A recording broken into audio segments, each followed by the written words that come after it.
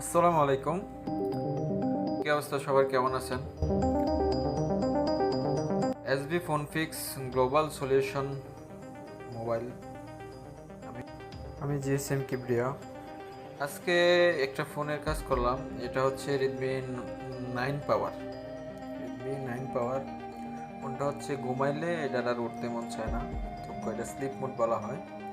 মানে ফোনটা যদি কোনোভাবে আপনি অফ হয়, এটা আর অন হবে না, ডেড মোডে চলে যায়।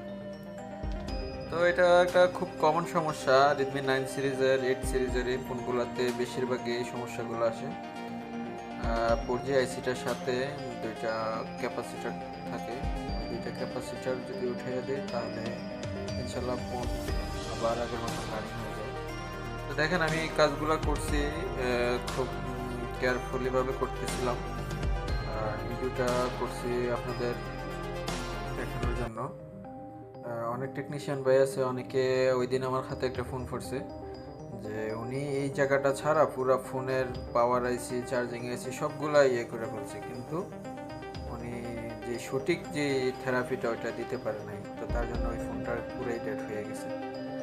তো যারাই কাজ করবেন একটু বুঝে শুনে দেখে করবেন, যেহেতু এখন ডায়াগ্রামের যুগ। ডায়াগ্রাম দেখবেন প্রয়োজনে, না হয় কোনো অভিজ্ঞ টেকনিশিয়ান থেকে পরামর্শ নেবেন।